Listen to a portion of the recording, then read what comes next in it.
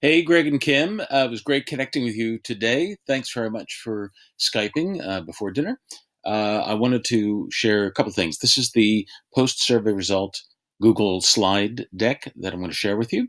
It shows that this is the post-survey for the results from the survey, um, the T3 framework.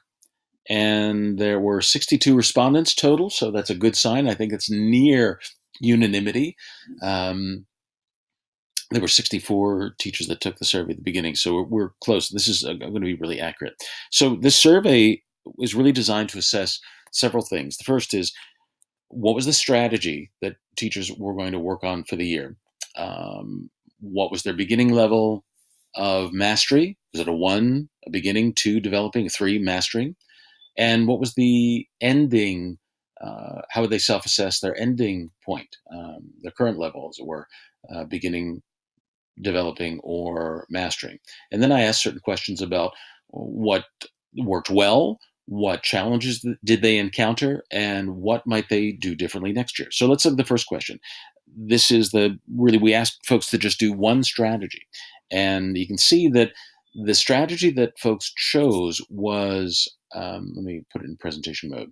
The folks really chose the production strategy, specifically the strategy around having kids produce digital artifacts that represent what they know, what they can do, and how they think about it. And this is really a powerful strategy because students then become part of the assessment equation.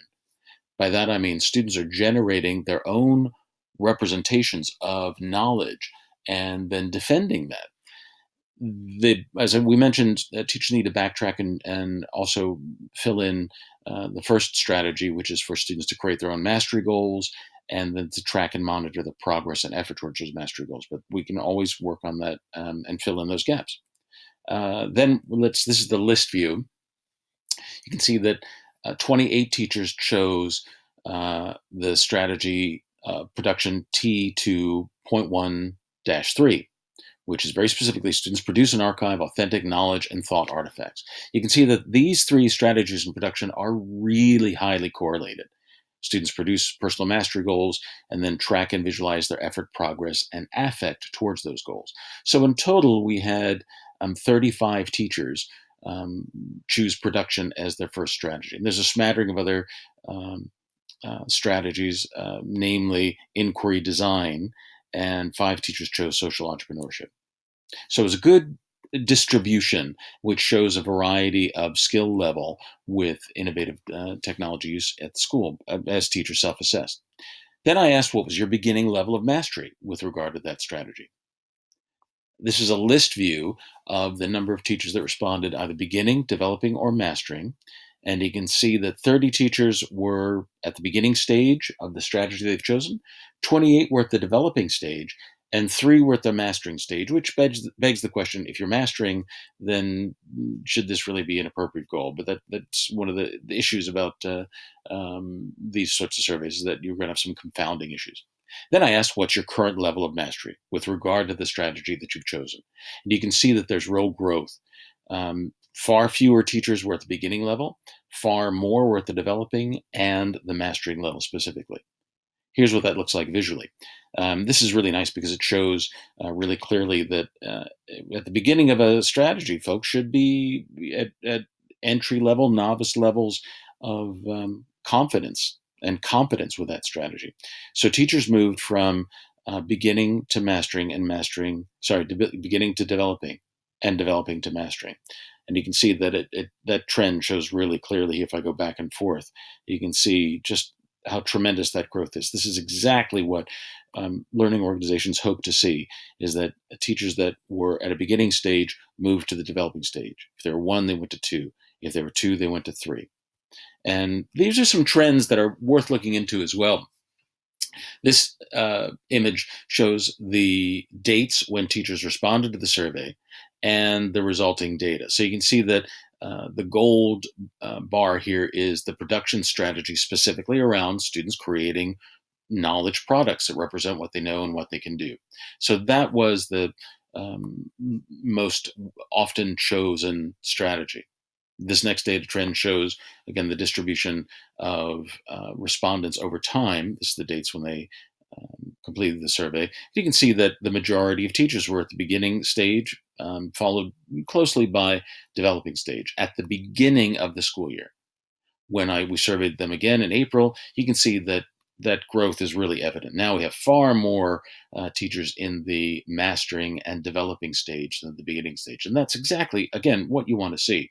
To juxtapose and compare it side by side, this is really helpful. You can see that this is really positive growth.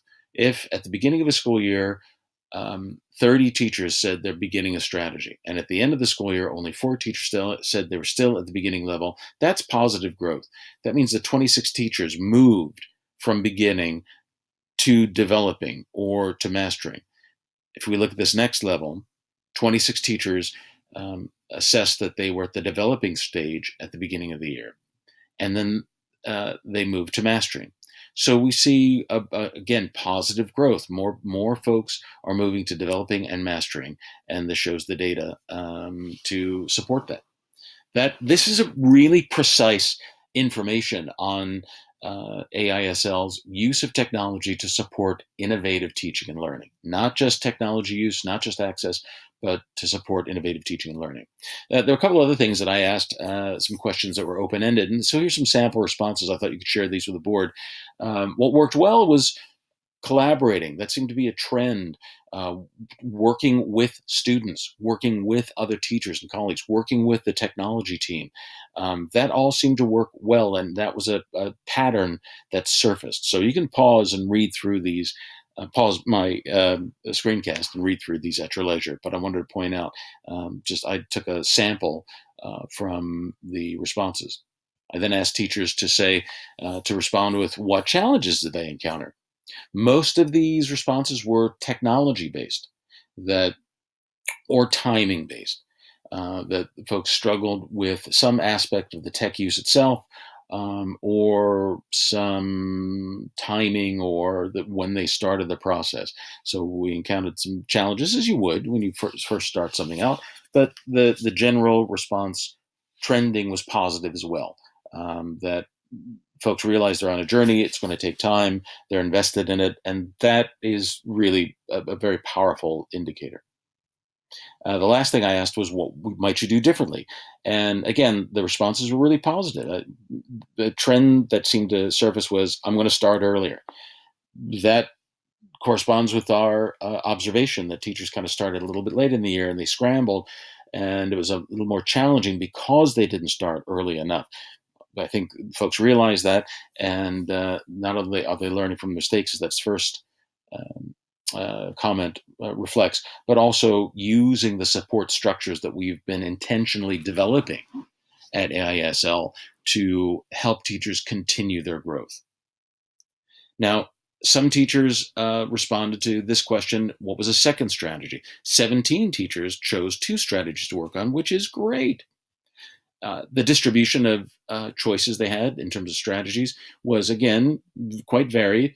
Most of the folks chose contribution, specifically students creating tutorials to teach other students what they know, which is a good sign, because that means next year, when AISL moves to the contribution phase of the framework, you'll have some champions that can help their colleagues. And that was another trend, is